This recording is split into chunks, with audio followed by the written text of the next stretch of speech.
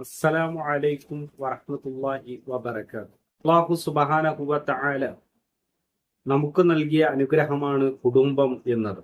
മാതാപിതാക്കളാണ് കുടുംബത്തിന്റെ നെടുന്തൂൺ.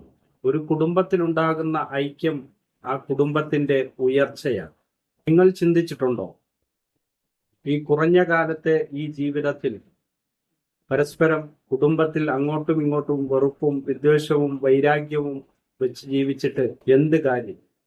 നാമൊക്കെ മരണപ്പെട്ട് കഴിഞ്ഞാൽ ഇനി ഒരിക്കലും തിരിച്ചു വരാത്ത ഈ ലോകത്ത് വിഡ്ഢികളായി നമ്മൾ ജീവിക്കരുത്. ഒരു ദിവസത്തെ ജീവിതം പോയാൽ അത് വലിയ നഷ്ടം തന്നെയാണ്.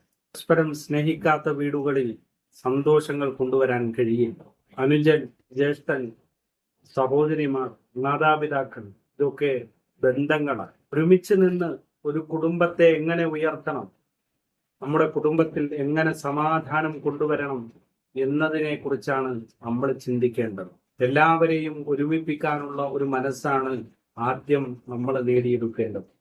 നമ്മുടെ ഒരു വാക്ക് മതിയാകും ഒരു കുടുംബം ചിഹ്നിച്ചതാണ്.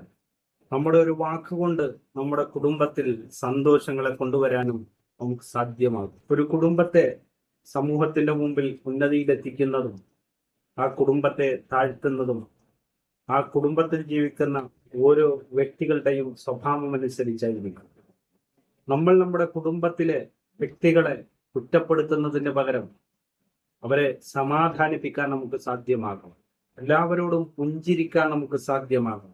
നമ്മുടെയൊക്കെ കുടുംബത്തിൽ ആരെയും ഒറ്റപ്പെടുത്തി കുറ്റപ്പെടുത്തരുത്.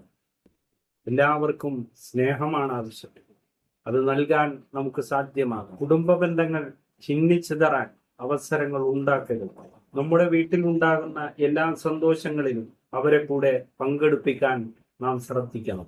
കുടുംബ ബന്ധങ്ങൾ തകർന്നു പോകുന്ന വർത്തമാനങ്ങളും പ്രവർത്തനങ്ങളും അണിയറയിൽ ഒരുങ്ങരുത്. നമ്മളോട് ചിരിക്കാത്ത, നമ്മളോട് വെറുപ്പ് കാണിക്കുന്ന കുടുംബക്കാരോട് നമുക്ക് ചിരിക്കാൻ കഴിയണം. നമുക്ക് സ്നേഹത്തിൽ പ്രവർത്തിക്കാൻ കഴിയണം.